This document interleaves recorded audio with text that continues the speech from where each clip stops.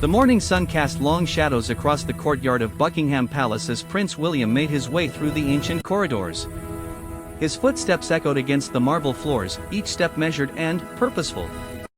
Today was different from other days. Today, he would make a decision that would send shockwaves through the entire royal establishment. Guard Captain Marcus Thompson stood at his usual post near the main entrance, his red uniform pristine and his posture perfect. He had served the royal family for 12 years, earning respect from his colleagues and superiors alike. His record was spotless, his dedication unwavering. Yet beneath the surface, something had been brewing for weeks. It all started 3 weeks earlier when Thompson witnessed something that made his blood run cold.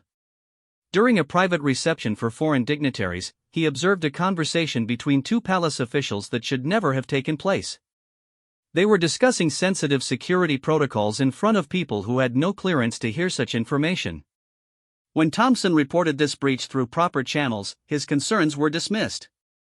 Worse, he was told to forget what he had heard. The dismissal didn't sit well with Thompson. He had sworn an oath to protect the royal family, and that included protecting them from internal threats. Over the following days, he began to notice other irregularities. Documents left unattended in public areas, unauthorized personnel accessing restricted zones, and, most disturbing of all, private conversations about the royal family's schedule being overheard by outsiders. Thompson's attempts to address these security lapses were met with increasing hostility from his superiors. Deputy Head of Security James Crawford, a man known for his political maneuvering within the palace hierarchy, made it clear that Thompson's observations were unwelcome. Crawford had his own network of loyalists within the security team, people who valued their positions more than their principles. The situation reached a breaking point when Thompson discovered that someone had been leaking information about Prince William's private meetings to tabloid journalists.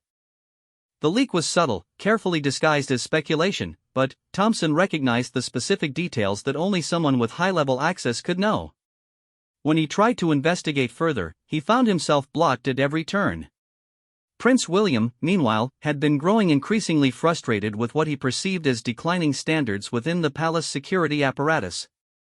Recent security assessments had revealed troubling gaps in protection protocols, and there had been several minor incidents that could have escalated into major security breaches.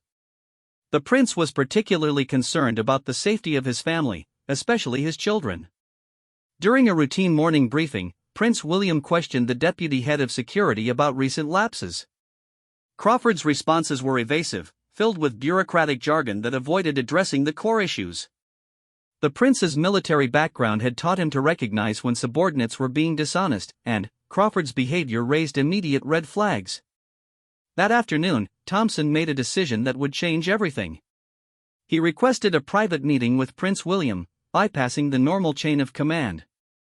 This was an unprecedented move for a guard captain, one that could result in immediate dismissal. But Thompson felt he had no choice. The security of the royal family was at stake.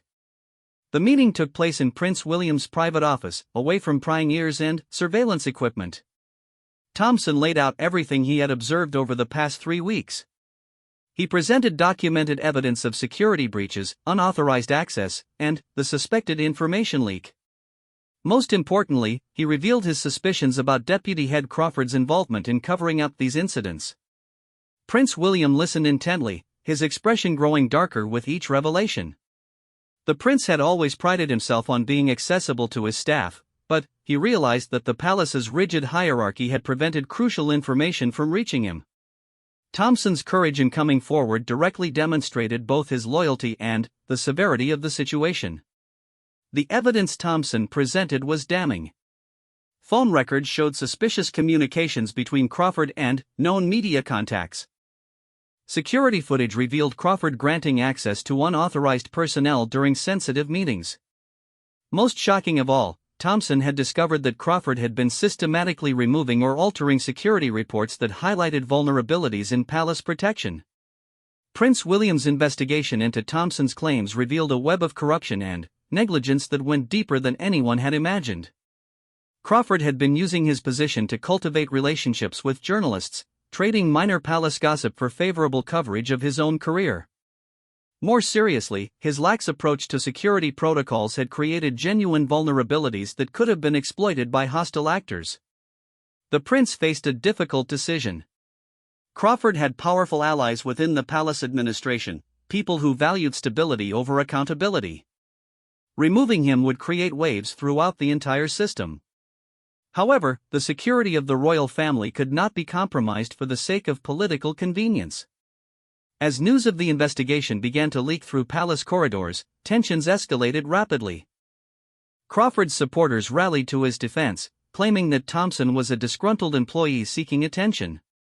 They pointed to his decision to bypass the chain of command as evidence of his unreliability. The palace became divided into competing factions, each pushing their own version of events.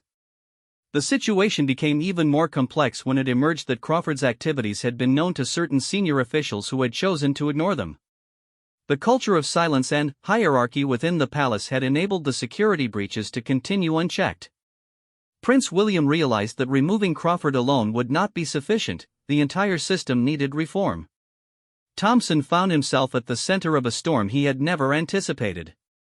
Despite his years of loyal service, he was suddenly viewed with suspicion by many of his colleagues. Some saw him as a whistleblower deserving of protection, while others branded him a traitor who had violated the sacred trust of palace loyalty. The stress began to take its toll on his health and his family relationships. Prince William spent several sleepless nights considering his options. The easy path would be to quietly transfer Crawford to another position and implement minor reforms to prevent future incidents. But the prince's sense of duty demanded more decisive action. The royal family's safety and the public's trust in the monarchy were at stake. The investigation also revealed the extent to which palace staff had become isolated from the outside world. Many had served for decades without questioning established procedures or considering how changing times required updated security measures. The palace had become an echo chamber where dissent was discouraged and innovation was viewed with suspicion. As pressure mounted from various factions within the palace, Prince William made his decision. He would not only remove Crawford from his position but also implement comprehensive reforms to prevent similar incidents in the future. Thompson's courage in coming forward would be rewarded, not punished. The prince was determined to send a clear message that accountability and transparency would be the new standards for all palace staff. The decision to act decisively rather than quietly manage the situation reflected Prince William's vision for a modernized monarchy. He understood that public trust in the royal family depended on their ability to maintain the highest standards of integrity and competence. Covering up security failures would only create greater problems in the long term. Crawford's removal from duty was swift and decisive. Security personnel escorted him from the palace grounds while Prince William personally addressed the remaining security team. The prince made it clear that Thompson's actions were to be commended, not criticized. Anyone who had knowledge of security breaches and failed to report them would face similar consequences. The immediate aftermath of Crawford's dismissal created chaos within the palace hierarchy. Senior officials who had protected him suddenly found themselves under scrutiny. The careful balance of power that had existed for years was disrupted, forcing everyone to reconsider their positions and loyalties. Thompson was promoted to deputy head of security, a decision that shocked many within the palace establishment. His elevation sent a clear signal that merit and integrity would be valued over political connections and seniority. The appointment also demonstrated Prince William's commitment to protecting those who spoke truth to power. The media quickly picked up on the story, though the palace's official statements were carefully crafted to minimize details about the security breaches. Speculation ran rampant about what had really happened and why such drastic action had been necessary. The royal family's reputation for stability and competence was suddenly under intense scrutiny. Behind the scenes, the real work of reform was just beginning. Prince William assembled a team of security experts from outside the palace to conduct a comprehensive review of all protection protocols. Their mandate was to identify vulnerabilities and recommend modernization measures that would bring palace security into the 21st century. The investigation revealed systemic problems that had been ignored for years. Outdated communication systems, inadequate background checks for staff, and insufficient coordination between different security agencies had all contributed to the vulnerabilities that Crawford had exploited. The scope of necessary reforms was far greater than anyone had initially imagined. As the first phase of the crisis concluded, Prince William reflected on the lessons learned. The incident had exposed not only security failures but also cultural problems within the palace that needed to be addressed. The monarchy's survival in the modern world would depend on its ability to adapt and maintain public trust through transparency and accountability. The removal of Deputy Head Crawford sent shockwaves far beyond the walls of Buckingham Palace. Within hours, encrypted communications were buzzing between royal residences, government offices, and security agencies across the United Kingdom. The decision to act so decisively had caught everyone off guard, including some of Prince William's closest advisors who had counseled a more cautious approach. Queen Elizabeth, despite her advanced age, maintained an active interest in palace security matters. When news of Crawford's dismissal reached her private secretary, an emergency meeting was called. The Queen's reaction was mixed. While she appreciated her grandson's decisive leadership, she was concerned about the potential for public embarrassment and political complications. The monarchy had weathered many storms by avoiding dramatic gestures and maintaining a facade of seamless operation. The Prime Minister's office received a classified briefing about the security breaches within hours of Crawford's removal. The implications were serious enough to warrant consideration at the highest levels of government. If palace security could be compromised from within, what did that say about the protection of other sensitive government facilities? The incident threatened to expose weaknesses in the entire British security establishment. Meanwhile, Crawford himself was struggling to process the sudden end of his career. From his modest flat in London, he watched news reports speculating about his dismissal while dealing with the reality of his destroyed reputation. His contacts in the media, who had once been eager to maintain relationships with a palace insider, suddenly became unavailable. The phone calls that had once come daily from journalists seeking gossip had stopped completely. Thompson's elevation to Crawford's former position brought its own set of challenges. Many of the security team members who had previously looked up to him now viewed him with suspicion and resentment. They saw his promotion as the result of betrayal rather than merit.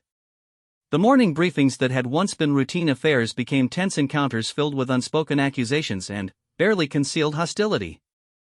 The comprehensive security review ordered by Prince William revealed problems that went far deeper than anyone had imagined. The external experts brought in to conduct the assessment found evidence of systemic failures that had been developing for years. Background checks for palace staff had become routine rubber stamp exercises. Communication protocols between different security agencies were outdated and ineffective. Most concerning of all, there was no unified database tracking potential security threats. Prince William found himself walking a delicate balance between necessary reform and institutional stability. Every decision he made was scrutinized by palace officials who feared that too much change too quickly would damage the monarchy's carefully cultivated image of timeless reliability. The prince's military background had taught him the importance of decisive action, but his royal training emphasized the value of gradual, measured change. The media attention surrounding the incident created additional complications. While the palace's official statements had been carefully crafted to reveal minimal information, investigative journalists began digging deeper into the story. Freedom of information requests were filed seeking details about palace security expenditures and staffing changes. Parliamentary questions were raised about government oversight of royal protection. Catherine, Princess of Wales, found herself directly affected by the security review. Her public engagements were temporarily scaled back while new protection protocols were developed and implemented. The uncertainty created stress for the entire family, particularly regarding the safety of their children. School drop-offs and pickups, which had been routine affairs, suddenly required extensive advance planning and multiple security personnel.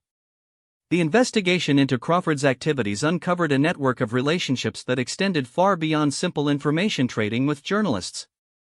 Crawford had cultivated connections with foreign nationals who had shown unusual interest in royal family activities. While there was no evidence of espionage or deliberate intelligence gathering, the potential for exploitation was clear. The security services were quietly brought in to assess whether any sensitive information had been compromised. Thompson's new responsibilities included rebuilding trust within the security team while implementing the reforms demanded by Prince William. This proved to be an extraordinarily difficult task. Many of the guards who had served alongside Crawford for years couldn't understand why their colleague had been removed so abruptly. Thompson found himself constantly defending decisions that he couldn't fully explain due to the classified nature of the investigation. The palace's Human Resources Department was overwhelmed by the scope of changes required by the security review. New hiring protocols needed to be developed and implemented. Existing staff required additional training and background checks. The cost of these reforms was substantial, requiring approval from the Treasury and justification to Parliament about the use of public funds for royal protection. Prince William's relationship with other members of the royal family became strained as the implications of his decisions became clear. Some relatives felt that he had acted too hastily and created unnecessary controversy. Others worried that the reforms he was implementing would make their own lives more complicated and restrictive. Family dinners that had once been relaxed affairs became tense discussions about security protocols and media management. The international implications of the security failures were slowly becoming apparent. Foreign governments who regularly hosted royal visits began asking questions about the reliability of British security arrangements. Diplomatic partners who shared intelligence with the United Kingdom wanted reassurance that their information was properly protected. The reputation of British security services, already under pressure from various international incidents, suffered another blow. Crawford's supporters within the palace began organizing a quiet campaign to rehabilitate his reputation. They spread rumors that Thompson had fabricated evidence against Crawford out of personal ambition. Anonymous sources began feeding alternative versions of events to sympathetic journalists. The palace became a battleground of competing narratives, with different factions pushing their own interpretations of recent events. The psychological impact on Thompson was severe. The man who had once been proud of his anonymity and professional discretion suddenly found himself at the center of intense scrutiny. His family received threatening phone calls from people who believed he had betrayed the monarchy. His children were followed by photographers hoping to capture images that could be used to illustrate stories about the palace controversy. Prince William's daily routine was dramatically altered by the ongoing crisis. Meetings that had once focused on charitable work and public engagements were now dominated by security briefings and damage control discussions. The prince found himself learning about aspects of palace operations that he had never needed to understand before. The complexity of managing the monarchy's public image while implementing necessary reforms was exhausting. The Treasury's investigation into palace finances revealed additional problems that had been hidden by poor record-keeping and inadequate oversight. Money allocated for security improvements had been diverted to other purposes without proper authorization. Contracts with security vendors had been awarded without competitive bidding. The financial mismanagement was not necessarily criminal, but it demonstrated a pattern of poor governance that extended beyond Crawford's individual failures. Public opinion polls showed a complex response to the limited information that had been released about the palace shakeup. While many people appreciated Prince William's apparent commitment to accountability, others worried that the controversy might damage the monarchy's reputation. The royal family's approval ratings remained relatively stable, but there were signs of growing public skepticism about palace management. The security review team's preliminary findings were presented to Prince William in a classified briefing that lasted several hours. The scope of necessary reforms was far greater than initially anticipated. New technology systems would need to be installed. Staff training programs would require complete overhaul. Coordination with external security agencies would need to be restructured. The estimated cost of full implementation was in the millions of pounds. Crawford's legal team began preparing a response to his dismissal, claiming that proper procedures had not been followed and that his rights had been violated. They threatened legal action that could force the palace to reveal embarrassing details about internal operations. The prospect of a public court battle added another layer of complexity to an already challenging situation. Thompson struggled with the isolation that came with his new position. Former colleagues who had once been friends now treated him with formal distance. His efforts to rebuild team morale were met with skepticism and resistance. The weight of responsibility for palace security, combined with the hostility from his own team, began to affect his health and his relationship with his family. The media's interest in the story intensified when leaked documents suggested that the security problems had been known to senior officials for months before any action was taken. Parliamentary opposition parties began demanding a full investigation into palace governance and the use of public funds. The story was evolving from a simple personnel matter into a broader question about royal accountability and transparency. Prince William made the decision to address the security team directly, without the usual intermediaries and protocol officers. In a frank discussion that lasted more than an hour, he explained his reasoning for the recent changes and outlined his vision for the future of palace security. The meeting was unprecedented in its directness and honesty, but it also revealed the depth of division within the organization. As the second phase of the crisis developed, it became clear that the initial decision to remove Crawford had been only the beginning of a much larger transformation. The palace would never be the same, and the full implications of Prince William's actions were still unfolding. The monarchy was entering uncharted territory, where traditional approaches to crisis management might not be sufficient to address the challenges ahead. 3 weeks after Crawford's dismissal, the External Security Review team made a discovery that would shake the palace to its core. Hidden in a forgotten archive of financial records, they found evidence of systematic irregularities dating back nearly 5 years. The implications were staggering. Crawford's activities were not isolated incidents but part of a broader pattern of negligence and potential corruption that had infected multiple levels of palace administration. The team, led by former MI5 director Sir Margaret Thornfield, had initially expected to find minor procedural failures and outdated protocols. Instead, they uncovered what appeared to be a deliberate scheme to circumvent security measures and financial controls. Money meant for security upgrades had been redirected through a complex network of shell companies and inflated contracts. Personnel files had been deliberately altered to hide problematic background checks. Most shocking of all, there was evidence that sensitive royal schedules had been sold to tabloid newspapers for substantial sums. Prince William received the preliminary findings during a private meeting in his study at Kensington Palace. Sir Margaret's presentation was methodical and devastating. Charts and documents spread across the mahogany table painted a picture of institutional failure that went far beyond anything the prince had imagined possible. The monetary losses alone exceeded £2 million, but the security implications were potentially catastrophic.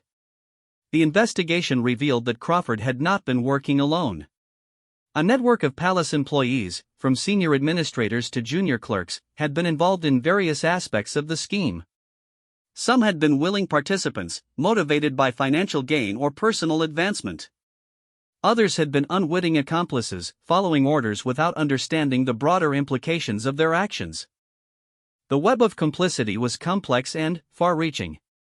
Thompson, now settling into his new role as deputy head of security, found himself at the center of the expanding investigation. His earlier observations about security lapses had been accurate, but even he had not understood the full scope of the problems. The pressure of his position was immense. He was simultaneously trying to maintain day-to-day security operations while cooperating with investigators who were uncovering new evidence of past failures daily. The Queen's private secretary, Sir Anthony Morrison, had been aware of some financial irregularities but had chosen to handle them through quiet administrative adjustments rather than formal investigation. His failure to report serious concerns to higher authorities now made him a target of the investigation. The revelation that even the Queen's most trusted advisor had been compromised sent shockwaves through the highest levels of the royal household. Palace staff members who had previously felt secure in their positions suddenly found themselves under intense scrutiny. Polygraph tests were administered to key personnel. Phone records and email communications were examined for evidence of unauthorized contact with outside parties. The atmosphere within the palace became one of suspicion and fear, with employees unsure whom they could trust. The media's interest in the story intensified dramatically when fragments of the investigation leaked to the press.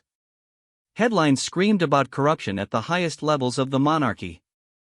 Opposition politicians demanded emergency parliamentary sessions to address the crisis. The royal family's carefully maintained image of dignity and competence was crumbling under the weight of mounting revelations. Crawford, meanwhile, had hired a team of expensive lawyers and public relations specialists to fight back against the accusations. His legal strategy centered on claims that he had been made a scapegoat for systemic problems that predated his appointment. His representatives began leaking their own version of events, painting him as a dedicated public servant who had been betrayed by jealous colleagues and ambitious superiors. The investigation uncovered evidence that foreign intelligence services had been aware of the security vulnerabilities at the palace and had potentially exploited them. Intercepted communications suggested that agents from at least 3 different countries had cultivated relationships with compromised palace staff. While there was no evidence of successful espionage operations, the potential for intelligence gathering was clear and concerning. Prince William's marriage to Catherine came under additional strain as the security review required dramatic changes to their family's daily routine. The children's school activities were restricted. Social events had to be cancelled or heavily secured. The spontaneous family outings that had been an important part of their parenting philosophy became impossible. Catherine found herself increasingly isolated, unable to maintain many of the friendships and activities that had provided balance in her life. The financial investigation revealed a complex web of fraudulent contracts and kickback schemes that had drained resources from legitimate security programs. Companies with no real expertise in security had been awarded lucrative contracts in exchange for payments to palace officials. Equipment purchases had been inflated by hundreds of thousands of pounds, with the excess money disappearing into private accounts. The sophistication of the financial fraud suggested involvement by individuals with professional accounting or legal backgrounds. Sir Margaret Thornfield's team expanded their investigation to include a comprehensive review of palace hiring practices. They discovered that background checks for new employees had been routinely falsified or ignored. Several staff members had criminal records or concerning financial histories that should have disqualified them from sensitive positions. The hiring of these individuals had created additional security vulnerabilities that had gone undetected for years. The psychological pressure on Thompson continued to mount as more evidence emerged about the failures of his predecessors. Colleagues who had once respected him now questioned whether his rapid promotion was deserved or politically motivated. Anonymous complaints were filed against him, alleging everything from professional incompetence to personal misconduct. Although these complaints were eventually dismissed as unfounded, they added to the atmosphere of suspicion and hostility. Prince William found himself facing pressure from unexpected quarters as the investigation expanded. Senior members of the royal family, who had initially supported his decisive action, began to worry about the long-term damage to the monarchy's reputation. Private family meetings became heated discussions about whether the prince had acted too hastily and whether the investigation should be quietly wound down before more embarrassing revelations emerged. The Treasury's involvement in the investigation brought additional complexity to the situation.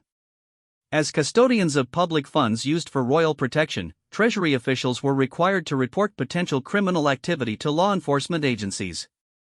This meant that what had begun as an internal palace matter was now becoming a formal government investigation with potential criminal implications.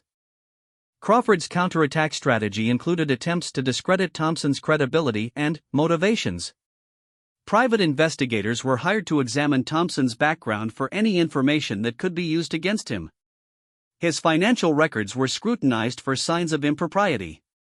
His family members were approached by individuals claiming to be journalists but who were actually working for Crawford's legal team. The investigation revealed that some members of the royal family had been unknowingly compromised by the security failures. Private conversations had been recorded by staff members with access to royal residences. Personal information about health issues and family problems had been shared with unauthorized individuals.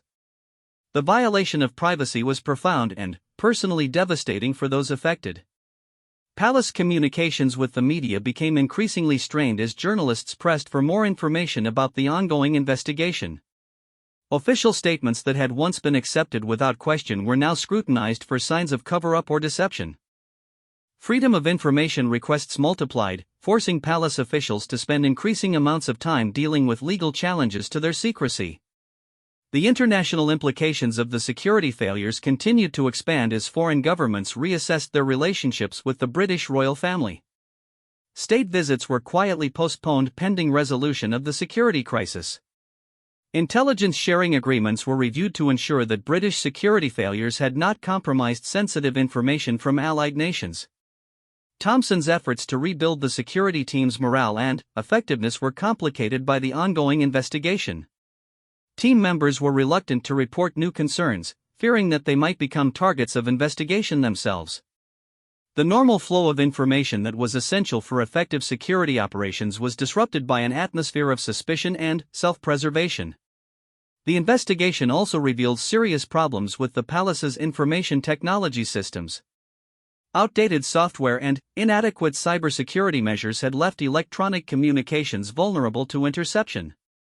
Password protocols were virtually non-existent, with many staff members using easily guessed passwords for years without change. The potential for electronic espionage was enormous and had been completely ignored by previous security managers. Prince William's public approval ratings began to suffer as media coverage of the palace crisis intensified. While many people appreciated his apparent commitment to accountability, others questioned his judgment in allowing the situation to develop into such a public spectacle. Opposition politicians seized on the crisis as evidence of broader problems with the monarchy's role in modern British society. The legal implications of the investigation continued to expand as evidence of potential criminal activity mounted. Fraud, conspiracy, and official misconduct were all possible charges that could be brought against various individuals involved in the scheme. The prospect of criminal proceedings against palace staff created additional complications for the royal family's reputation and public standing. As the third phase of the crisis unfolded, it became clear that the initial decision to remove Crawford had unleashed forces that could not easily be controlled. The investigation had taken on a life of its own, driven by legal requirements and political pressures that went far beyond Prince William's original intentions. The monarchy was facing its most serious internal crisis in decades, with no clear path toward resolution. 6 months after Crawford's dismissal, the full scope of the palace crisis had been revealed, and the work of rebuilding had begun in earnest. The final report from Sir Margaret Thornfield's investigation ran to over 400 pages and documented the most comprehensive failure of royal security and administration in modern history. The report's recommendations would reshape palace operations for generations to come. The criminal investigation that had grown out of the internal review resulted in charges against 17 individuals, including Crawford and 3 senior palace administrators. The charges ranged from fraud and conspiracy to official misconduct and breach of trust. The legal proceedings would continue for years, but the immediate effect was to remove the most problematic individuals from palace operations and send a clear message about accountability. Prince William's response to the crisis had evolved from reactive damage control to proactive transformation. Working with a carefully selected team of external advisors, he developed a comprehensive modernization plan that would bring palace operations into the 21st century. The plan included new technology systems, revised security protocols, enhanced staff training, and, most importantly, a cultural shift toward transparency and accountability.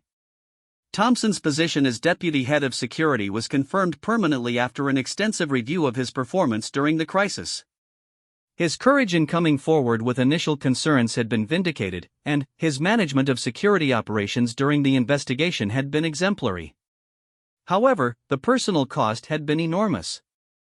The stress of the situation had damaged his health and strained his marriage nearly to the breaking point. The Queen's role in addressing the crisis demonstrated both her wisdom and her understanding of the changing nature of the monarchy. Rather than attempting to suppress the investigation or minimize its findings, she publicly supported Prince William's actions and endorsed the comprehensive reforms he proposed. Her statement to Parliament acknowledging serious failures and promising fundamental changes was unprecedented in its honesty and scope. The financial cost of the reforms was substantial, requiring additional funding from the Treasury and detailed justification to Parliament. New security systems alone cost over £5 million. Staff training and certification programs required ongoing investment. The modernization of palace information technology infrastructure was a multi-year project with costs continuing to mount. However, the alternative of maintaining the status quo was no longer acceptable. Crawford's legal battle continued through the courts, but his reputation was permanently damaged. His attempts to portray himself as a scapegoat were undermined by the overwhelming evidence of his involvement in multiple schemes. Former colleagues who had initially supported him gradually distanced themselves as more evidence emerged. His career in security was effectively over, regardless of the legal outcome. The media's coverage of the crisis and its aftermath was intense but generally fair. Investigative journalists who had initially been skeptical of the palace's official statements eventually acknowledged the thoroughness of the investigation and the sincerity of the reform efforts. The royal family's willingness to admit mistakes and implement changes was seen as a sign of institutional maturity rather than weakness. International confidence in British security arrangements was gradually restored through a series of diplomatic initiatives. Prince William personally briefed Allied governments on the reforms being implemented and the lessons learned from the crisis. Intelligence sharing agreements were renewed with enhanced safeguards. The damage to Britain's reputation was significant but not permanent. The transformation of palace culture was perhaps the most important long-term outcome of the crisis. The hierarchical system that had previously discouraged dissent and innovation was replaced with more open communication channels and regular feedback mechanisms. Staff members were actively encouraged to report concerns without fear of retaliation. The old culture of silence and deference was gradually replaced by one of professional accountability. Thompson's leadership of the security team during the reform process was masterful. He managed to maintain operational effectiveness while implementing wholesale changes to procedures and personnel. His approach combined the military precision of his background with genuine empathy for the challenges faced by his team members. The transformation was not without difficulties, but it was ultimately successful. The impact on Prince William's family was profound but ultimately positive. The initial stress and disruption of enhanced security measures gradually gave way to a more rational and sustainable approach to royal protection. Catherine's role in supporting the reforms while maintaining family stability was crucial to their success. The children adapted to new routines with the resilience typical of their age group. Parliamentary oversight of royal finances was strengthened as a result of the crisis. New reporting requirements were implemented to ensure transparency in the use of public funds. Regular audits by independent agencies were mandated. The palace's financial operations were subjected to the same scrutiny applied to other government agencies, ending decades of relative autonomy. The technological modernization of palace operations was extensive and transformative. New communication systems ensured secure coordination between different security agencies. Advanced surveillance and monitoring systems provided comprehensive coverage of royal residences. Cybersecurity measures were implemented to protect electronic communications and data storage. The palace's information technology capabilities were brought into line with best practices in government and private sector security. Staff training programs were completely overhauled to emphasize professional development and ethical standards. New employees underwent extensive background checks and probationary periods. Existing staff participated in mandatory continuing education programs. Professional certification requirements were established for key positions. The overall competence and reliability of palace staff improved dramatically. The investigation's revelation of foreign intelligence interest in palace operations led to enhanced coordination with British security services. Regular briefings and threat assessments became standard practice. Counterintelligence measures were implemented to detect and prevent future penetration attempts. The palace's security posture was aligned with national security priorities and international best practices. Crawford's supporters within the palace hierarchy were gradually marginalized as the investigation revealed the extent of their complicity in past failures.